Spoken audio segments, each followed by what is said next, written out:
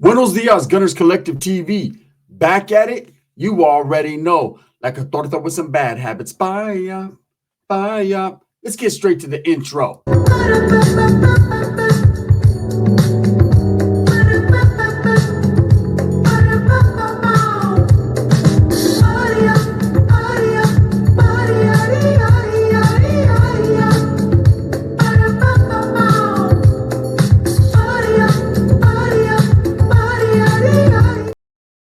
Welcome back to Gunners Collective TV. And if you haven't already hit that like and subscribe button, make sure you go ahead and do that. Put the notification bell on all so that way you're directed in the direction of the dope content that I stay kicking. And I appreciate the support, man. Thank you very much. So, I was asked a question, and I usually reserve these videos for my other channel because they're supers, but we're going to get super today over here. What happens to cell soldiers? People who bump baking soda breath on the door. People who are wolf cases in prison. Now, there's not very many, but there are those J-cats that lose their mind, even in life. Some people lose their mind. I notice in social media, especially, the safety of the walls, the safety of the computer screen, the safety of whatever makes people brave. It makes them brave, okay? Upsettingly brave, astronomically brave. Mel Gibson brave. Fucking the brave bull on Macho Man Night brave. It makes them very brave, right? And these guys, just like in prison, utilize that front door, utilize that cell as their platform to talk shit to people necessarily they wouldn't say face to face, right? And it's crazy. And me and my homeboy, we made up a word, and I use it all the time here on my channel. It's called bumping baking soda breath on the door. And somebody asked me, what does that mean? It was a two-part question. What does bumping baking soda breath on the door mean? And what happens to people that cell soldier? And I was like, damn, he already knows what it is. He answered his own question. But it's like this.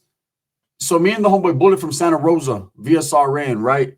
We were cellies, and he was like, that fool was laced up, gamed up. He was one of the norteños that I ever met in my life that had you think I have one-liners and a lot of clecha. That fool had the knowledge that you could and couldn't get in college. That fool was gamed up. And he used to have a saying for every different thing. And when people used to talk shit outside of their cell doors in the hole, he used to say, damn, them fools are bumping baking soda breath through the door, huh? Now, what he meant by that was, in this particular oil that we were in, this hole, they didn't give us toothpaste. They gave us this little powder. That powder was a pink powder. It was to brush your teeth. It was like a baking soda, I guess is what we called it. More like a powder. And that's all you had. And it made your breath smell worse than it fucking smelled already. But at least it cleaned your teeth. And what it did in the meantime, in between time, was peel the enamel off your teeth, have you fuck around looking like Roach, right, from Superwood. It was just all bad. But it's what we had. So what he meant by bumping baking soda breath out the door was they're bumping their gums. They're talking that shit. And their breath smells like baking soda because all our breath smelled like baking soda. So that was that. Now, as far as cell soldiers go, some people lose their mind in the hole. Definitely lose their mind in the SHU program. But in the hole, individuals get very bored. Some people do it. And what I mean by cell soldiering is wolfing, disrespecting, talking shit to people. And sometimes it could be as simple as the opposition, spitting some bullshit out the door. And I'm going to give you a few different examples. And then it could also be someone who just loses their mind and doesn't give a fuck, right? And doesn't care about anybody. Those are the ones that get in trouble because they stir the pot and they make enemies with everybody on that prison yard. And they think that the administration is going to protect them. They think that because they have everybody on their enemy list, they're not going to be able to go anywhere. They're just going to stay in the hole and PC up in the hole forever. And it doesn't work out that way. Eventually, they're going to put your ass somewhere. You're going to have to figure everything the fuck out. That's usually how it goes, right? So let me tell you about 3 instances. There was a dude named, when I was out of state doing time, there was a guy named Sidewalk. He called himself that. Hey, people do a lot of things on sidewalks. They spit on them. They step on them. Shit. I know a couple homeless people that shit on them, right? Just what it is, but this is what he called himself. He was he was an ex-Wood, right? Or ex-skinhead. And I get to the hole. I don't know this guy. I don't have nothing to do with this guy. I'm in the hole on some righteous shit. I was an active gang member. My whole get down was get in there, give me a Louis L'Amour book or a Jackie Collins so I could fucking masturbate and kick it. That was it. That was my whole time. Work out, roll my mattress up, read Jackie Collins. not necessarily in that order, right? So, anyways, I get while I'm walking in, I'm handcuffed, and they got two cops there escorting me to my cell. My cell was upstairs. He was in the cell, a suicide cell. I know I shouldn't say that word, but that's just what the name of the cell was, right? And so he's in that cell, and as I walk by, he's like, "Hey, bitch." Now, these are words you don't use in prison. You know, punk, bitch, a couple other words, right? You just don't. And so I knew he wasn't talking to me. So, I mean, I knew, but I knew, right? So as I'm walking, he's like, "Hey, bitch." I'm like, this motherfucking white dude ain't talking to me, brother, because I'm going to shoot him a tainted shot of coffee, brother, right? So I keep on walking. The cops are smirking. The cops go, "Fucking sidewalk." They're like, "Get off your door." He's like, "Nah, who's that bitch you're bringing in here?" And I look at him. Now, because I'm an active Norteño, I can't say anything, you know, because here, if I bump baking soda breath, then I'm just as bad as he is. But he likes to antagonize people as they come in. So now he made an enemigo for life, right? Now I'm tripping. So I get up in the cell, and my neighbor's like, "Hey, man, I heard that fool sidewalk. Don't trip, bro. You'll see how he is. That fool's a straight up J-Cat, a real one. Watch." And I was like, "Man, who the fuck's this dude think he is," right? So the guy who's talking to me is the rep for the whites, right? He's the rep that's in there in the hole. And he lets me know, like, "Hey, that fool ain't with us, bro. That fool's a J. He lost his fucking mentality. That's on him." This dude would keep us up all night long, banging and slamming his feet and his hands on that door, his head, talk so much shit. He disrespected our families, our friends, our lives, anything you could do. When we'd walk to the shower, that fool would throw piss out of his cell, smear shit all over him, so you had to smell it on the, I mean, just anything he could do. He totally lost his mind, right? So what happens is he not only did it disrespect us, he also disrespected, you know, the cops. So trip out. This cop's walking by one day, sergeant, right? And he tells him, "Get off your door." And he says, "Get me off my door." Now over there, they'll get you the fuck off your door. They'll be like, is that what you want? Do you want that smoke? And it was called suiting them up. It's called suiting the cops up, right? A cell extraction. They'll come in, they'll snatch you up, hog tie you, take you wherever. This motherfucker's already in the cell that they put you in. So I don't know where they were going to plan on taking him, right? But this is the type of shit that this dude was into. So he's bumping the baking soda cell soldier and talking shit. And the cop's like, "All right, I got somewhere in particular for you." So he's like, "Hey, get off your door. That's a direct order." The dude's like, "Fuck you." And you tell your wife to get off my door. That's a direct order, right? And sometimes he was funny. And just like in life, when you guys watch it and people talk shit about me or Dubs or whoever, it's funny until it's about you. Then it's not funny no more, right? So anyways, dude's saying what he's saying, and the cops come. And they beat the fuck out of him. They go in there. You can see right into the cell. They're snatching him up. "Help, help. I'm sorry." Right? They're like, "Stop resisting. Stop resisting." That was their favorite line. I remember one time they came up in on us. All the actives, we got off, whites and Mexicans. It was the North, South, and the whites, man. We all clicked up together as far as a cell extraction because they were disrespecting somebody's mail in the oil. And we just all stood together in solidarity. That was real unity, right? Anyways, I got my ass kicked, and I said, "I don't want no more of that unity." The cops snatched me up. Anyways, so they run up in the cell. They beat the hell out of this dude. Boom, they drag him out. This dude's screaming and crying. You know what they did? They were like, "We're going to fucking, then we're going to take you to a little area, the clinic, to go get looked at because a whole bunch of your teeth are missing now. And when we come back, we're going to give you a celly. And enough is fucking enough. We don't care what happens." And let me tell you, they put him in with the most evilest, vilest, biggest, craziest, "Can I have your cornbread?" black dude that I ever seen, right? And man, you could hear all night long the tactics that were going on in there. Got him. Book him, Dano. Oh, he did all right. He was in there beating some sense into that dude, right? We were like, "Hey, fuck that dude. Make him apologize." Dude, "Don't put it there. Don't put it in there. I'm sorry, man. I'm sorry, Gunner. I'm sorry." I was like, "Yeah. Get one more time for his mind." Anyways, so you don't you watch what you do, right? Another time, there was a little young white Southsider, looked like that dude Blanco, that rapper, just like him. He was from Audio 18, or at least he claimed to be, right? I don't believe him to be from Audio 18, and he proved he wasn't. So this guy comes into the hole. There's a few Northerners in the hole, and gets to fucking disrespecting. Immediately, his homeboy checks him. His homeboy's like, "Hey, bro, we don't do that here in the oil. We don't disrespect. You know, if you're not going to disrespect on the yard, you don't do that in here." That dude's like, fuck these fools. Someone fucking 602. I mean, someone 1030 me, whatever, right? He's trying to basically say Northerner snitched on him. And I'm hearing it from a distance. And I'm just like, okay, you know, maybe he has a valid point, but still, you don't disrespect anyone. Like, you handle your business with that particular individual. If you don't told on, you get off on him. Don't take it out on everybody just because we're from up north, right? I wouldn't do that with the southern side. And so, anyways, this guy keeps doing his thing. And his homeboy's trying to twist him and check him, and he starts woofing on his own homeboy. Mistake, right? So they ended up shipping this dude out. And it was like disrespect. He didn't do it all the time. He just got into that little, and then he calms down, and there's no group yards. So they can't get to this dude, but they want to get to him, right?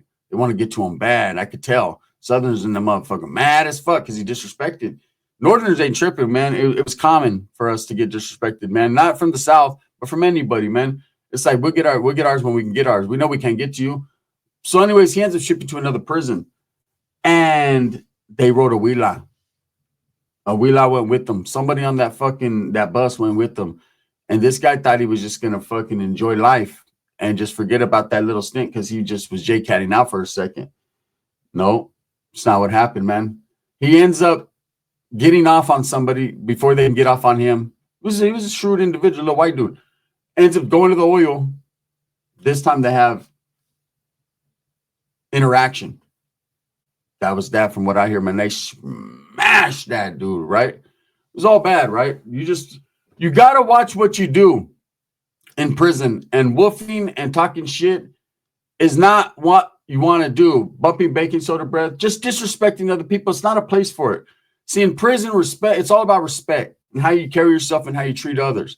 It doesn't matter if you hate that fucking Vaato's guts and if he's your enemy from the streets or you just don't like the North or you don't like the South or Crips or Blood, whatever. You got to carry yourself with a certain level of professionalism and respect while in prison, because what do you look like, a fucking a kid? No, you did it. No, you did it. Arguing, especially on a tier when you know nobody can get to you. Case in point, let me tell you one more story of how this worked out for this guy. So there was a guy, they called this motherfucker Sandworm. You heard it, Sandworm. Why? I don't know. When I got to the fucking little program, the Vato already had that fucking name. It just was what it was, right? So I walk in, and he never particularly dissed me, never disrespected me. But man, oh man, this dude was hyphy, right? This dude all day long. So anyways, the Woods, he was a Wood, another Wood man or ex-Wood. They hated him. They wanted to get to him. Well, what had happened was that there was this particular cop that came that started working in the building. And he was pretty fond of the Woods. I'll just say that. So sometimes mistakes happen. Sometimes doors get popped. Sometimes, you know, I remember one time I'm sitting there in the cell and I'm reading a book, and all of a sudden I see a shadow run past real quick. Because the way this cell was, there was like a whole bunch of little holes in the front of the door. It was like a shoe program type thing. And so I'm looking, and a shadow runs by, and I'm thinking, oh man, I'm going crazy in this motherfucker. I'm seeing ghosts and shit. I swear I just seen the Cadbury buddy run by, right? Something's going on here. And I'm thinking, man, I remember it was around Easter time too. I was looking out like, are they putting Easter? Are we going to do an Easter egg hunt? This motherfucker, I was losing my mind, I thought. But I wasn't. What happened was that cop was popping doors of the Woods and letting them run to other cells and pass shit, which was never happening there. That was a straight lockdown situation unit, right? So I'm looking around like, all right, this motherfucking guy's going crazy. And I could see him in the controls tower popping doors, letting these Woods just congregate and shit. But I was good with the Woods, meaning like we knew that if there was ever fun, every group, man, that's the way it is. But we were good with the Woods there. And so I asked Wood, I'm like, hey, his name was Kevin. Kevin, come here, bro. Oh, white guy's name, Josh, Kevin, Alex, right? So I was like, hey, Kevin, come here. He's like, what's up, brother?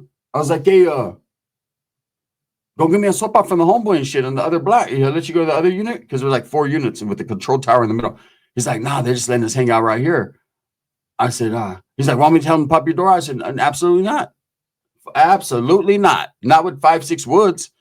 I'm good, right? I'm like, hey, well, do me a favor, bro. Go grab that magazine from the homie downstairs. He's like, I got you. So we're chopping it up and whatever. He's letting them congregate. As soon as another cop comes, boom, he makes them go on themselves. This happens for a few days. Well, this dude Sandworm's in a different section, right? The dude who fucking screams all day. You can hear him screaming and screaming, and people are getting weed. I was like, hey, man, this dude needs to get ASAP, right? And so we're kicking back one day, and I'm chopping it up. I have a neighbor's a Uso, right? Big old Uso. Me and him are chopping it up. I'm like, what's up, bro? He's like, no, man, I hope they fucking run showers today. Because for like the last 3 days, they were bullshitting us about showers. We're short-staffed. The water fucking pressure's off. Lightning struck the fucking warden's dog. And so he's feeling crazy today. I mean, there was every excuse in the book. The aliens abducted the water. Sorry, no one in the world showering. Like, for reals? Yep, they finally made it. They came down, and E.T. took the water home. He phoned home, and they took it with them. I'm like, God damn, these motherfuckers got crazy stories.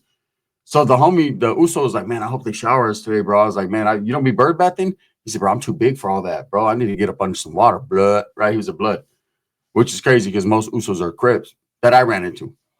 And I'm like, all right. I was like, yeah, I'll be in here bird bathing, bro. He's like, yeah, my arm doesn't fit under that water. Big old dude. So anyways, we're contemplating life and showers and bullshit like normal. And all of a sudden, helicopters come in. And they're escorting this skinny, big-nosed white dude. Crazy hair, looks like fucking Weird Al Yankovic. He comes walking in. He's like, what? I'm the notorious sandworm, bitch. I can't make this shit up. This is prison, right? I look at him, and I can hear my fucking neighbor. He goes, Oos. I'm like, what's up, Uso? He's like, what's he expect to be?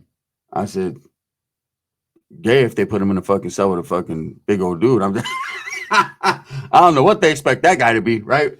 And he's like, yeah, I got you. I'm putting all you punks on notice. This is my section. I'm taking this section over. I'm like, we don't never come out together. Like, you could have this motherfucker, bro. All I'm gonna do is throw on my CL20s and get to bumping on my little clock radio they gave me, right? I'm not even tripping. Anyways, they put him in the cell, and my God, did I want to choke this guy. Every night, all night, like he'd sleep all day. So some fucking other JCat got the bright idea to bang on his walls during the day to keep that motherfucker up, right? He went all night. This motherfucker went from 7 p.m. to 7 a.m. all night long. And the cops already knew. They just like, whatever. They earmuffed it.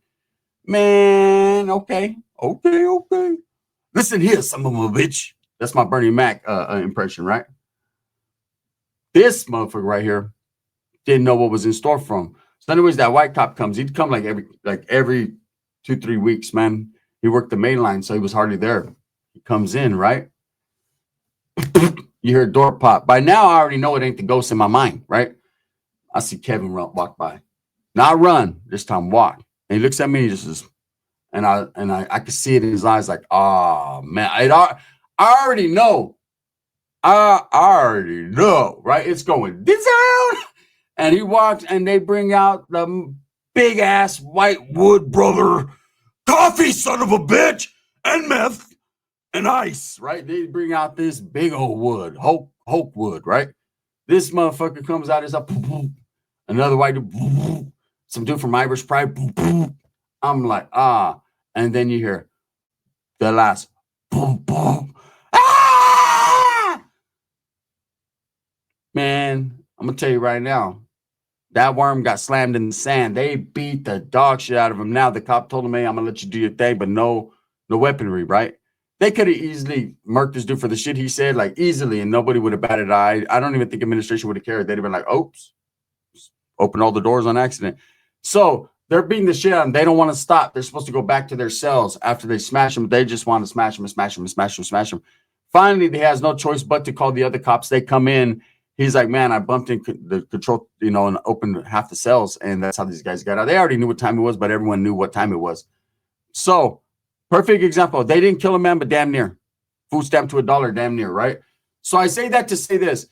If you're in prison, man, don't bump baking soda breath on the door. And in life in general, don't be a wolf case, because it only makes you look like a comadre. It makes you look bad. I get it, man. Someone's talking shit to you. I'm a product of that environment. I get off where I'm mad at. I got shit to say too. I'm not going to play the victim, but I'm going to say, fuck you, man, when you say fuck you to me, right? But even that's not right. I guess if you keep your composure, you got punked. If you don't keep your composure, you're a soft guy. I don't know. All I know is this, man. I advise the person that asked me the question, don't think you can go into prison and get away with bumping baking soda breath on the door, woofing being a cell soldier, because you will get snatched up, you will get caught up, and they will do something ridiculously bad to you. And don't think what happens in that prison doesn't follow you. Man, a WeLine, nowadays a phone call will follow you. It'll get there before you get there. Believe me, they'll be waiting for you. I've seen it before, man. I've seen dudes get there. Look, when I was in Tracy prison, perfect example, there was a dude who snitched on his crime partner. His crime partner got sentenced first. That author was too busy working on this fucking spectacular deal he did. He was still going to prison. He just got a better deal. I don't understand why dudes do that. Oh, I want less time. Their homeboy gets 15, they get 5. You still got to go to the system. Whatever, right? So his homeboy comes, lands on HW with my boys over there. We're active as fuck. I was the building channel at the time. Not no shot caller like J-Hands, Renegade Media. Nothing like that. I'll never claim to be that, right? But I was in a position within the household, man, to make a few little fucking like this. And so I'm right there, and this dude comes. Boom.